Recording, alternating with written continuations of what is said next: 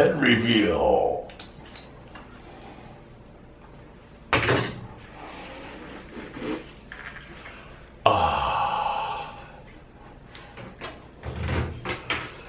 GoPro stop recording. GoPro turn off.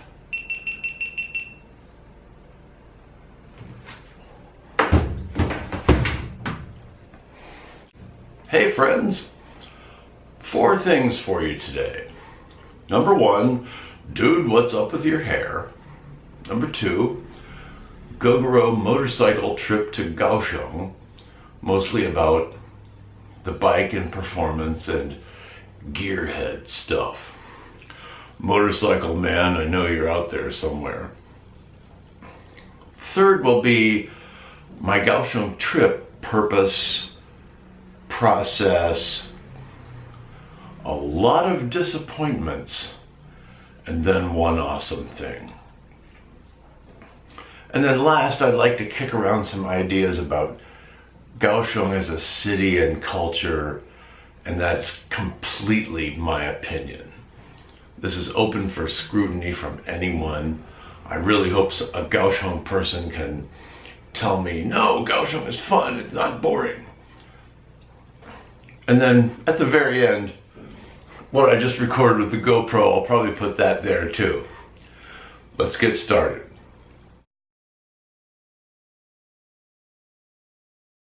First of all, the hair situation. I normally shave off all my hair every 4 to 6 or maybe even 7 months. Okay, it just gets too long and it starts to bug me. Roll over at night and it pulls somehow. Ugh. And then my motorcycle trip to Kaohsiung gave me the message, it's time. No matter how I put my helmet on, there was always a little bit sticking down, flapping in the breeze and bugging the crap out of me. So I decided, yep, hair's gotta go. I woke up at 4:40 this morning, feeling very nicely well rested. I went to the bathroom and opened the window to listen to some gentle rain and whack off all my hair. I was able to get this far just with the scissors. You know, trim it down with the scissors first. Didn't even touch my razor yet. Then I took a shower and put shampoo on it and was able to get it all off. Had a little visitor monitoring my progress while I was there. Hey little buddy, eat some more mosquitoes. A gecko lizard. Man, those things are cute.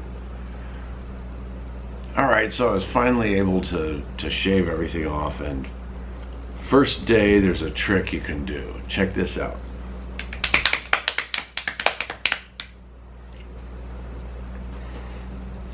I don't know, I think it's fun. About the 3rd day you can't do that anymore. It's starting to get long enough that it doesn't slap like that. That was loud. My ear is making a ringing sound. Alright, so that's it with the hair.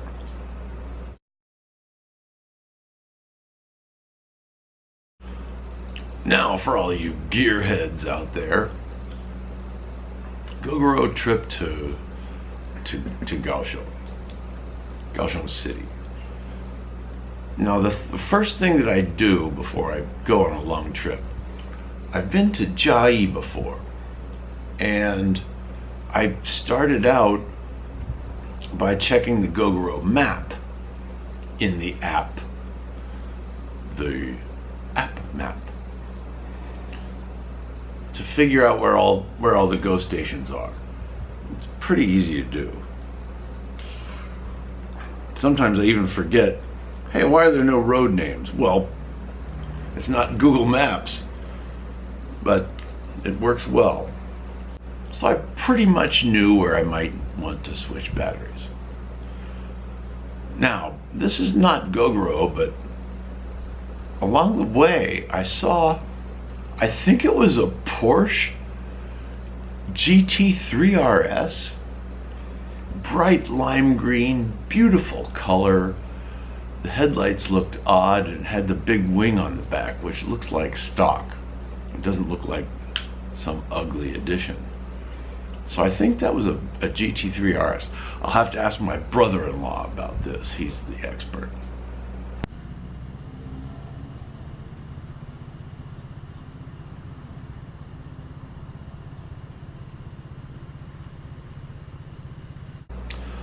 All right, so back to the Gogoro.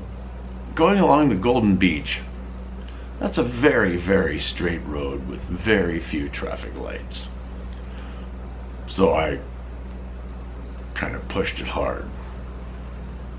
Finally got to a light after crossing the bridge into a place called Kaohsiung. And I finally got to a traffic light and I realized that my brake regeneration wasn't working. And on the gauge cluster, the regen was off. And I thought, I don't remember bumping that. So I pushed the button to turn it back on, and it gave me that orange exclamation mark triangle thing. Like, you can't do this. I overheated the batteries. So when I got to Xingdakang, now Xingdakang, I made a video about a few months ago. I gave you a link to that. That's a really cool fish harbor. Well, anyway, the GO station in that little village, or not really town, it's mostly a village, is at 7-Eleven. There's a gas station chain that has GO stations often, and a supermarket that does as well. So GO stations are becoming very common. But this one's at 7-Eleven because that's probably the most or the only modern building in the village. So I swapped batteries there.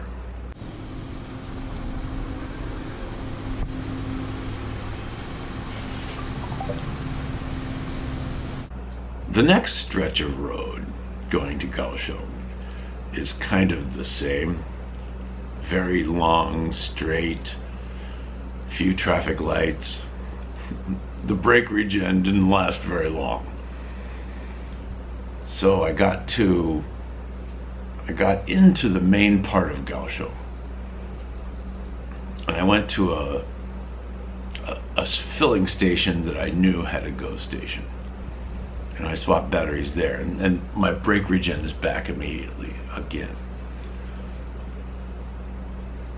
The next place I wanted to go was a place that has a really steep incline.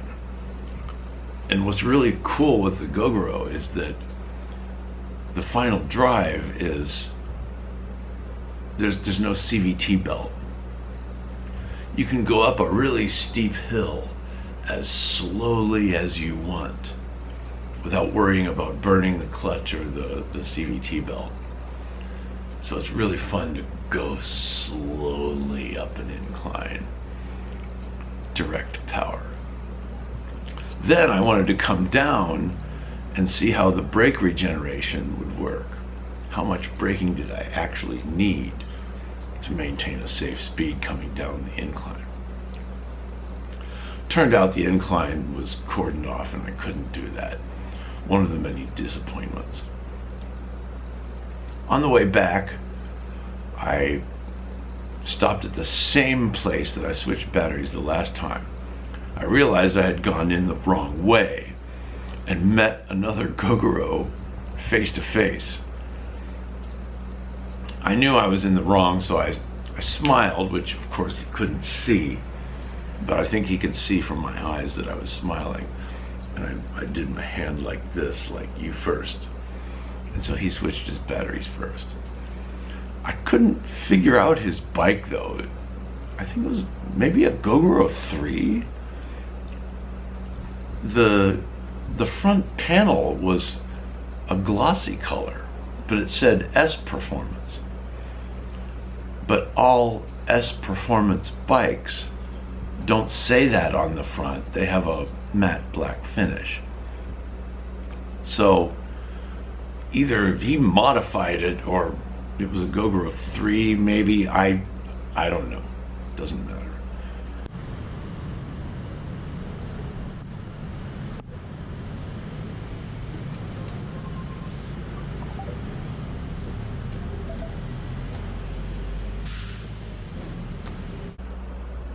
The rest of the way home, yeah, my brake regen was gone pretty quickly, and that was it for that.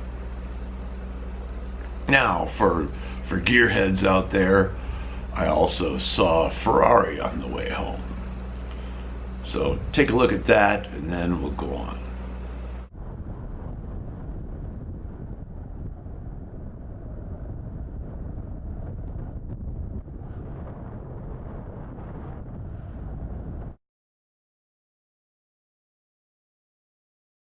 I didn't have an actual main goal for this Kaohsiung trip, kind of. There were several things I wanted to do. First of all, I wanted to find a certain office. On the way, I wanted to take pictures of a funny sign with goofy English spelling. I wanted to look at a house that I finally found a picture of that was February of 2015. Look at this. It's like half torn down. You can see a toilet on the upper level, and there's a tree growing out of the roof. I wanted to see what this has become. But when I got there, there was this stupid guy.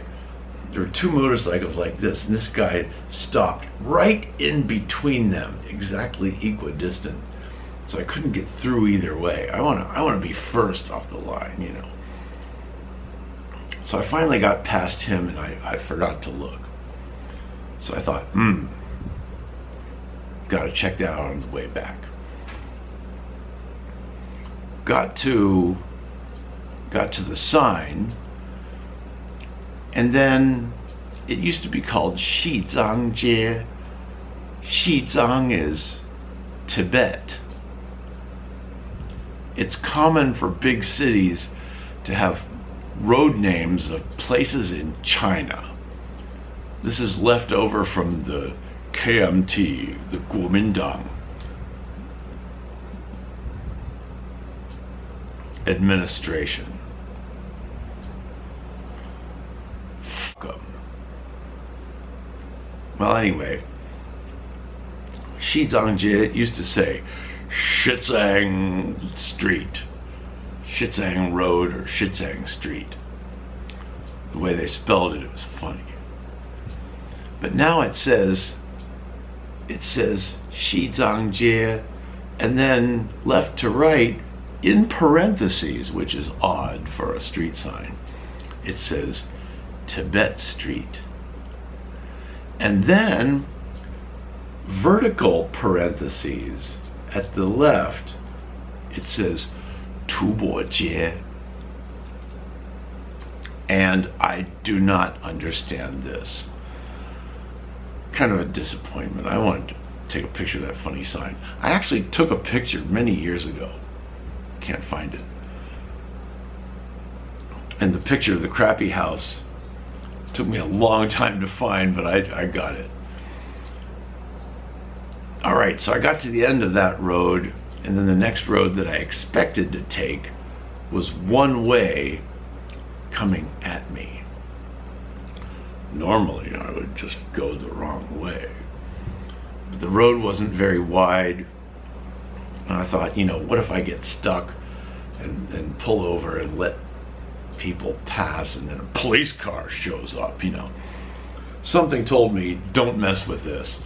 So I looped around and finally got to where I thought I wanted to be. Couldn't find the office thing I was looking for. Went down a little further and found a wharf. Bunch of umbrella tables, people eating. A single building that seemed to have like stall restaurants in it, and people were eating there. far down I could see a big yellow sign that said Banana Pier or Banana Wharf or something. And there were traffic controlled bollards, so you couldn't get a motorcycle in there. And so I just thought, what is this place? And how did you get in here? And where the hell did you park? You know? Oh. So I gave up and thought, it's 5:40, sunset should be coming soon. So I wanted to go to that steep incline up to the beautiful place to take pictures of the sunset. Got there and the entire gate was almost shut, and the whole thing was red signs.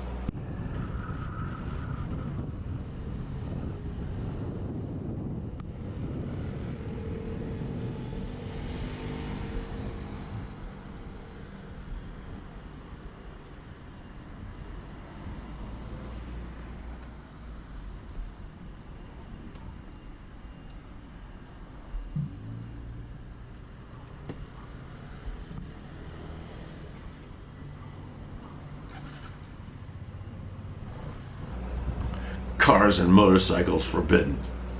No climbing on the gate. We open this whenever we feel like it, you know, this kind of thing.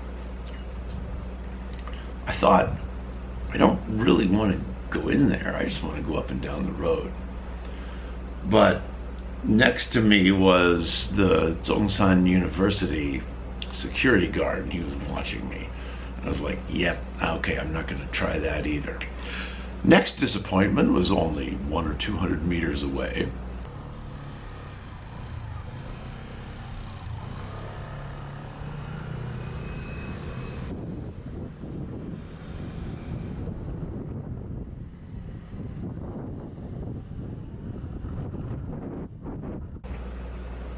There's a beautiful curved kind of like wall thing along a park where you can watch the sunset. And it was cloudy. Not like puffy clouds where the sun peaks once in a while. The sun just kind of faded in a little bit here and there. And this was the best picture I could get.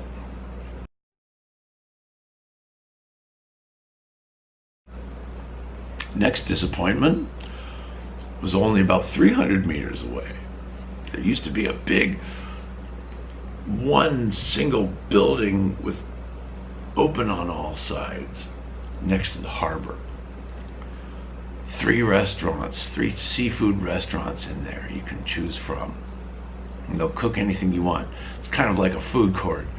It's kind of like a public seating area, wherever you want to sit. If you get next to the harbor, you can watch container ships come in and out, and it's fun. And when you try to park there, one woman from each restaurant pesters the crap out of you. Oh, we have this and this and this and this. It's like, will you let me look? All right, anyway. Now that's a university building. Zhongshan University. Apparently they ran out of space and decided to put that building there. Yay. On the way back, I got to the crappy house. I'm like, yeah. And then it is the same. 4.5 years, February of 2015. It's the same, except the tree is bigger.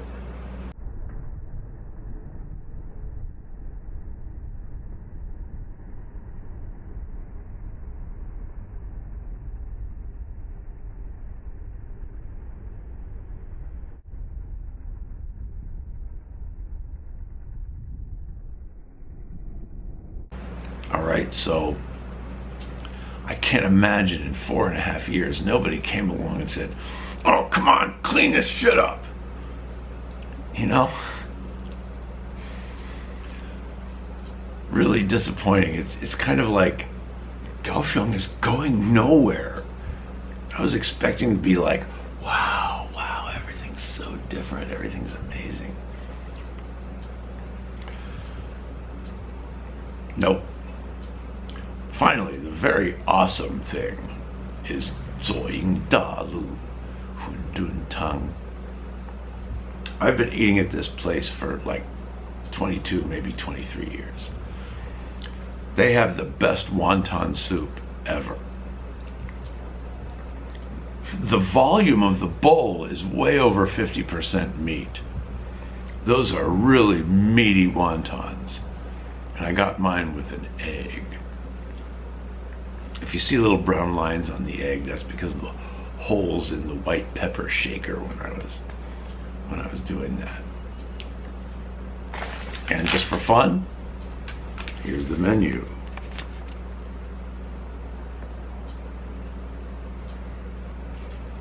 I got $80. Yeah. Hundun Dawan. Ja Dan. Add egg, $80. That's the one I got.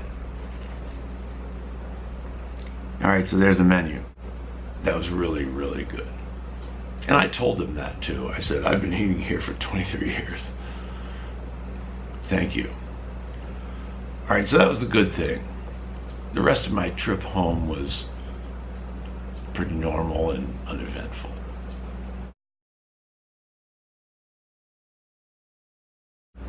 The last part of this is just my opinion. Kaohsiung to me has always seemed to be a little bit boring, and not really in a negative way, but it just seems like everything is spread out evenly. Tainan has the shopping area, the university, residential, and schools area. There's a lot of schools in Dong District. Bay District, a lot of new beautiful homes. Anping District, where I live. You've got one section with the old street and historical sites, and then you've got Uchi, which is kind of a little bit of a suburbia with a lot of tall buildings. And a lot of people live there, but there's not really that much in the way of businesses. And everywhere you go has kind of a different feeling to it. But Kaohsiung is kind of the same everywhere. It's very homogeneous. It's kind of like Tainan is a sandwich. Butter, peanut butter, and jelly. Kaohsiung is bigger, so it's like 3 of those sandwiches put through a blender and then poured onto a baking sheet. Okay? I don't know. I think it wears on to the people too.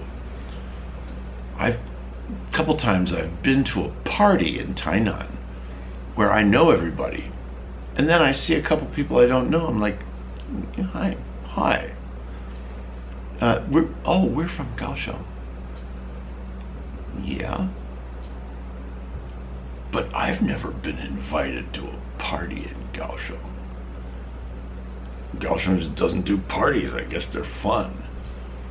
So, Kaohsiung people will come to Tainan for parties, but I've never even heard of anybody going to Kaohsiung for a party this weekend, you know. Then, Kaohsiung people come to Tainan to visit. Kaohsiung friends come to Tainan to visit. It's like, what do you want to do? National park? Beach? Historical sites? Shopping? Eating? Museums? Wherever you want to go, I'll take you. And then I go to Kaohsiung to visit friends. I'm like, so what are we going to do? Are we going to go to Qijin or Shizuan or Chengqinghu? What are we going to do? And they're like, those places are all far and it's hot. Let's watch TV.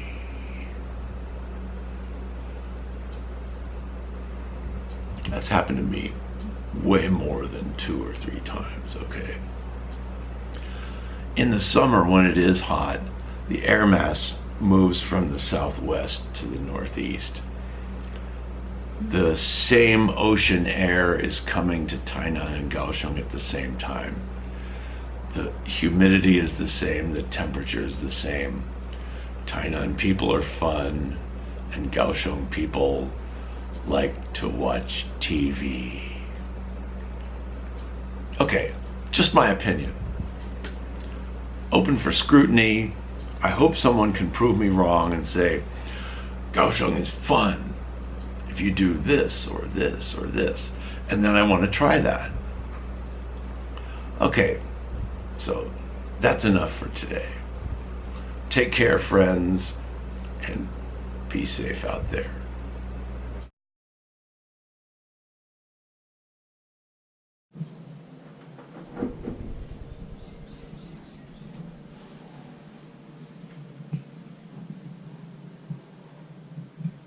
Head reveal.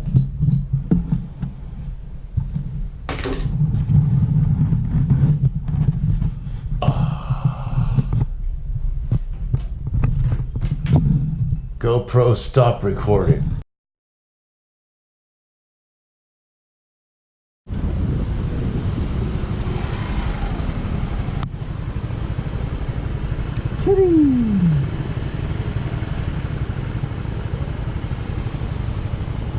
Baby.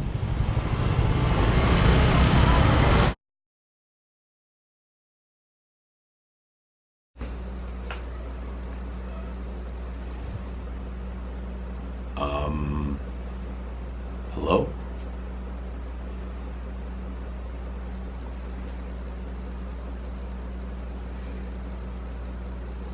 Oh, there we go.